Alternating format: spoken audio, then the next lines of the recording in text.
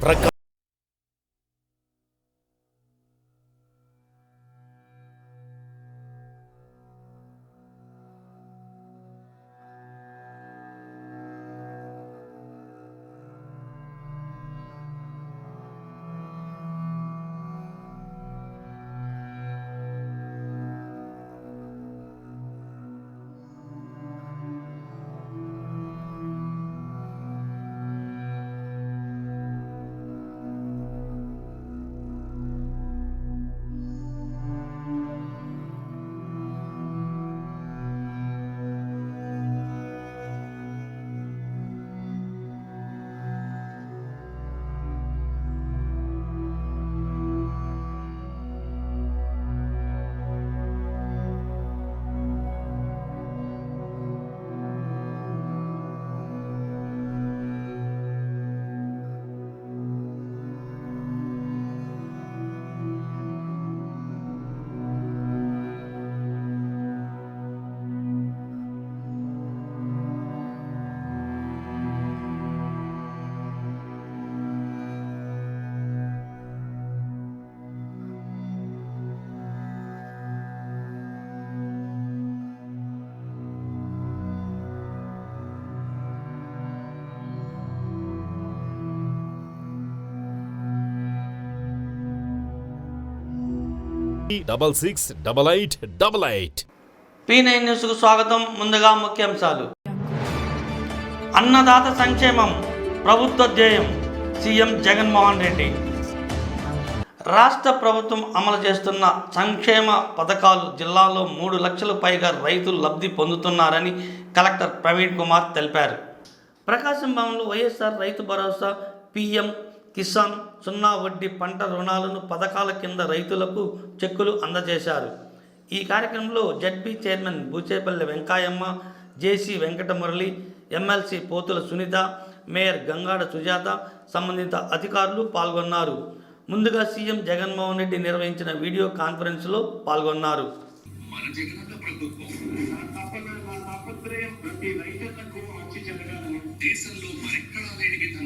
సొంత భూమి కూడా మేనిఫెస్టోలో రైతులకు సంబంధించి 100 ప్రతి హామీని కూడా నెరవేరుస్తూ వచ్చామని చెప్పి ఈ సందర్భంగా రైతు బిడ్డగా, మీ బిడ్డగా సగర్వంగా కూడా తెలియజేస్తామని.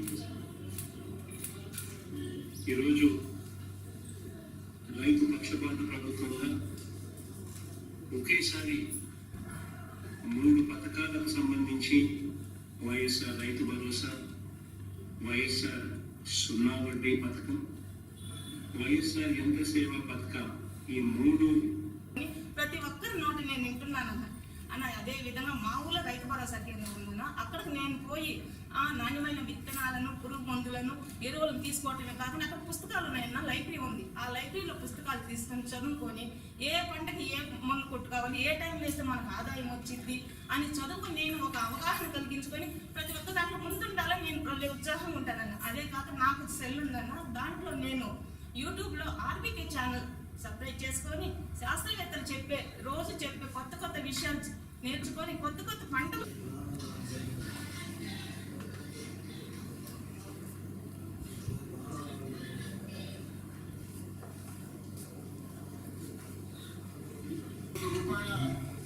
కేంద్రంలో ఒక కమ్యూనిటీ హైరింగ్ సెంటర్, అంటే వ్యవసాయ యాంత్రీకరణలో భాగంగా ఆ గ్రామంలో అవసరమైనటువంటి యంత్రాలని రైతులు సంఘంగా ఏర్పడి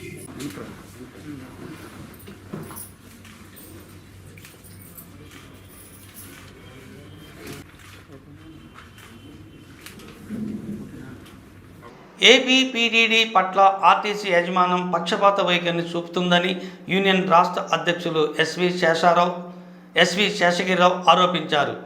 స్థానిక టీడీపీ కార్యాలయంలో నిర్వహించిన యూనియన్ విస్తృత స్థాయి సమావేశంలో ఆయన మాట్లాడారు.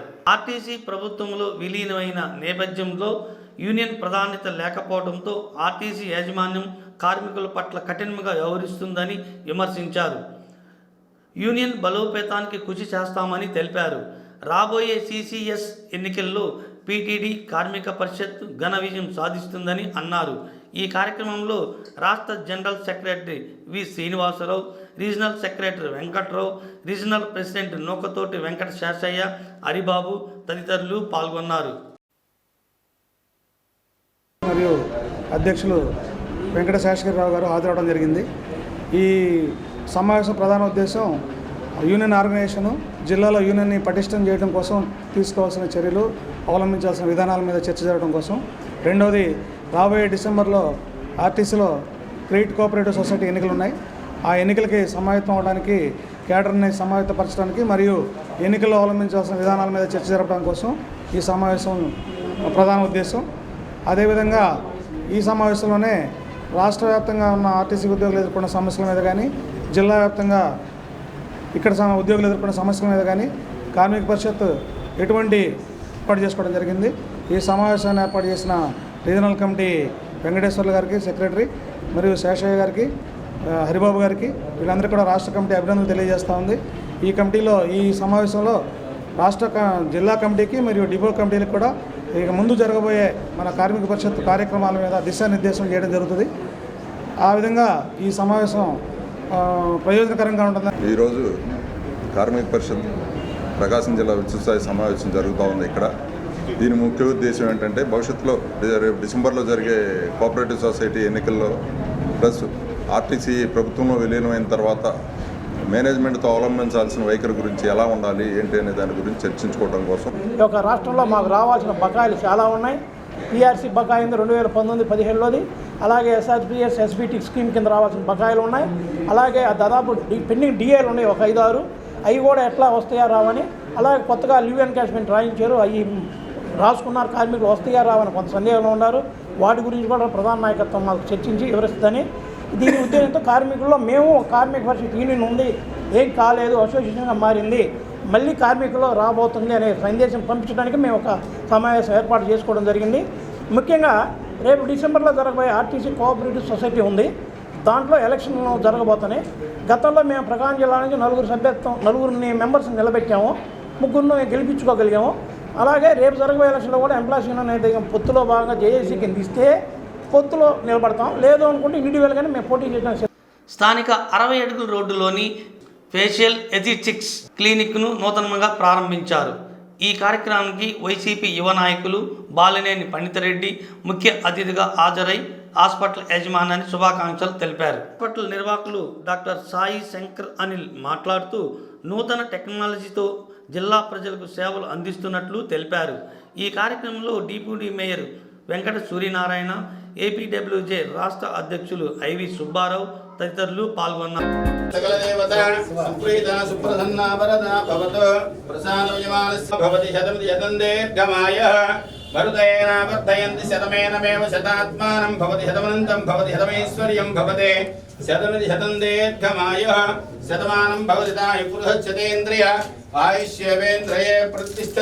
ఇష్టకామ్యా ధమరవాంఛాదిద్రస్తు సమస్త సన్మంగళాని భవంతు. రోజన రోజమాన శోభన శోభమాన కళ్యాణ.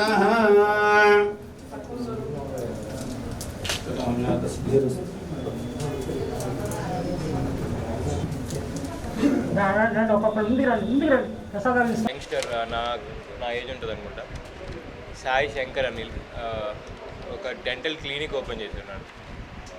ఈ క్లినిక్ ఓపెనింగ్కి నన్ను ఇక్కడ చీఫ్ గెస్ట్ ఆహ్వానించినందుకు ముందుగా ఈ సాయి అనిల్కి నా ధన్యవాదాలు తెలుపుకుంటున్నాను. ఈ డెంటల్ ఒకటే కాదు, ఎండిఎస్ చేస్తున్నాడు ఆల్రెడీ. అది ఒకటే కాదు, ఇంకో కోర్స్ కూడా ఇంతో పాటు కలిసి చేసి ఫేషియల్కి సంబంధించిన ట్రీట్మెంట్స్ కూడా చేయడం ఈ స్పెషలైజేషను. సో ఇది ఒకటే కాదు, నేను ఈ బ్రాంచ్లోనే ఇంకొక వింగ్ లాగా తీసేసుకొని ఆ ఫేషియల్కి అన్నిటికీ, ఫ్యూచర్లో ట్రాన్స్ప్లాంట్కి అన్నిటికీ అన్ని స్పెషలైజేషన్ ఆయన దగ్గర ఉంది, అన్ని ఎక్స్పాండ్ చేయబోతున్నారని చెప్తున్నారు. ఆల్రెడీ హైదరాబాద్లో 2 బ్రాంచెస్ ఓపెన్ చేస్తున్నారు.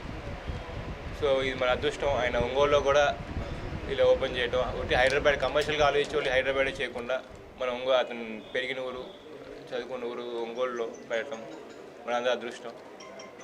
సో ఒంగోలు ప్రజలందరూ ఈ దగ్గర వచ్చి డెంటల్ ట్రీట్మెంట్స్ ఏమైనా ఉంటే, అంతేకాకుండా so wishing Shankar all the best, ఇంకా బాగా సక్సెస్ అవ్వాలని. ఒంగోలులో చాలామందికి మంచి కాస్ట్ ఎఫెక్టివ్ ట్రీట్మెంట్ ఇస్తారు. జి సాయి శంకర్ అనిల్. నేను నా ఎండిఎస్ హైదరాబాద్లో చేశాను. ఇది నా 3rd branch facial aesthetic studio. మేము దీంట్లో పళ్ళ సమస్యలే కాదు, మీ ఈస్థెటిక్ అంటే కాస్మెటిక్ అన్ని సమస్యలు ట్రీట్ చేస్తాము. అలా కాకుండా మాకు డర్మటాలజిస్టులు కూడా ఉన్నారు మాతో పాటు. మీ హెయిర్ ప్రాబ్లమ్స్, స్కిన్ ప్రాబ్లమ్స్ ఏదైనా కానీ యూ కెన్ కన్సల్ట్ అస్. మా దగ్గర దంత సమస్యలు ఎలాంటివైనా కానీ నొప్పి లేకుండా ఇంకా కొంచెం అడ్వాన్స్ ట్రీట్మెంట్స్ లభిస్తాయి. ఒంగోలు లాంటి పెద్ద టౌన్లో మా ఫస్ట్ ఎక్స్పాన్షన్ బ్రాంచ్, అది హైదరాబాద్ తర్వాత ఒంగోలుకు రావటం మాకు చాలా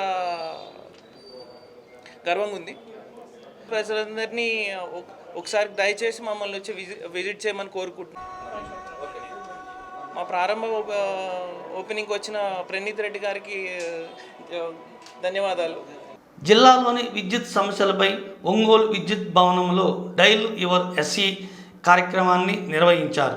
విద్యుత్ సమస్యలపై వినియోగదారులతో ఎస్సీ సత్యనారాయణ స్వయంగా మాట్లాడారు. ఈ సందర్భంగా ఎస్సీకేవి జి సత్యనారాయణ మాట్లాడుతూ డైల్ యువర్ ఎస్సీ కార్యక్రమానికి జిల్లా వ్యాప్తంగా 31 వినతులు రావటం జరిగిందని అన్నారు. ప్రధానంగా విద్యుత్ స్తంభాలు, కరెంటు తీగలు, ట్రాన్స్ఫార్మర్స్ వంటి సమస్యలు వచ్చాయని తెలిపారు. కరెంటు కోతలపై ఎక్కడా ఫిర్యాదులు రాలేదని పేర్కొన్నారు. ఫిర్యాదుదారుల నుంచి వచ్చిన వినతులను నెల వ్యవధిలోనే పరిష్కరిస్తామని ఎస్సీ సత్యనారాయణ తెలిపారు.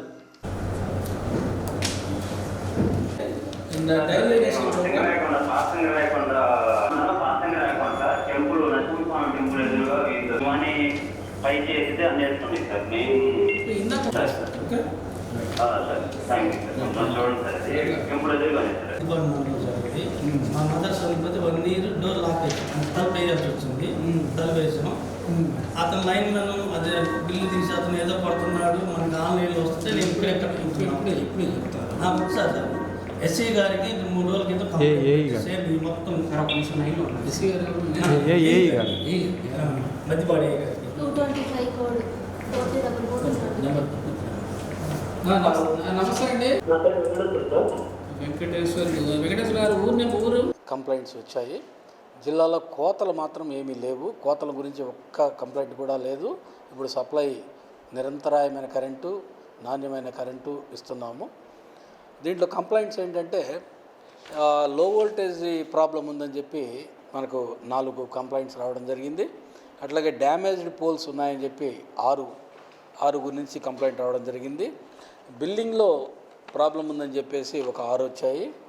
ఇల్లీగల్ సప్లై అంటే అక్రమంగా విద్యుత్ వాడుకుంటున్నారని 3 కంప్లైంట్ వచ్చాయి. అట్లాగే లూజ్ లైన్స్, వేలాడుతున్న లైన్స్ ఉన్నాయని చెప్పి అయ్యొక 4 కంప్లైంట్స్ వచ్చాయి. అట్లాగే కొత్త కాలనీస్కి మాకు సప్లై కావాలని 2 కంప్లైంట్స్ వచ్చాయి. అట్లాగే కన్స్ట్రక్షన్ హెచ్విడిఎస్ కింద మనము పెద్ద ట్రాన్స్ఫార్మర్ తీసి రైతులకి చిన్న ట్రాన్స్ఫార్మర్లు పెడుతున్నాము. ఆ పెడుతుండే క్రమంలో 2 కంప్లైంట్స్ అవి రావడం జరిగింది. అట్లాగే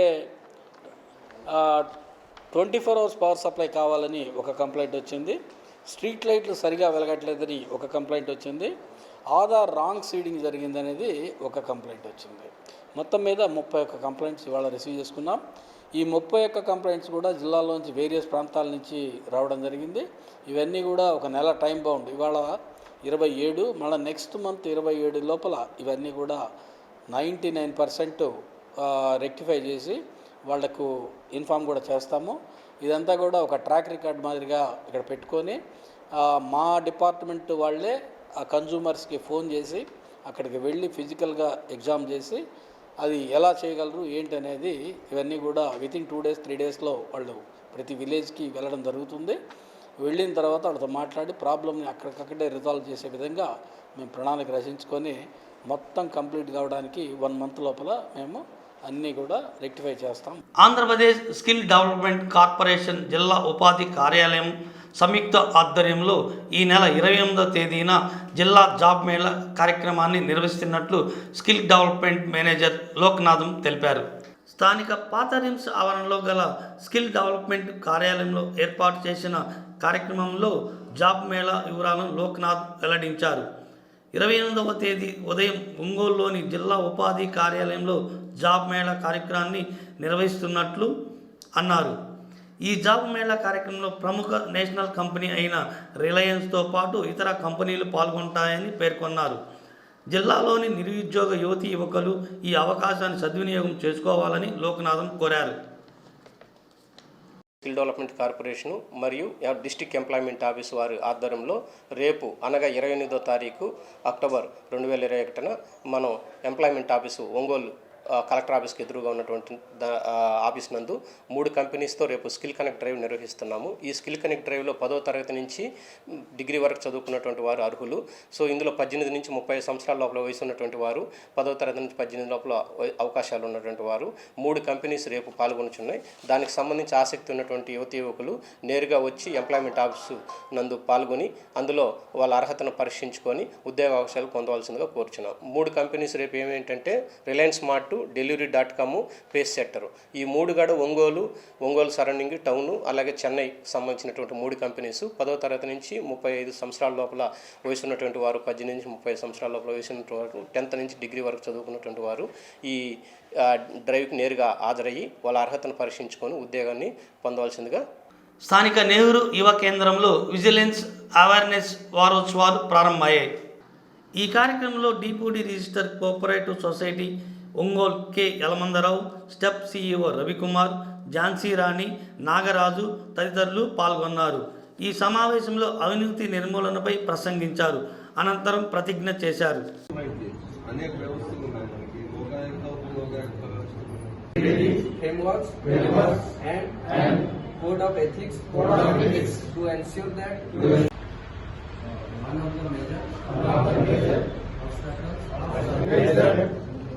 We shall promote ethical business practices.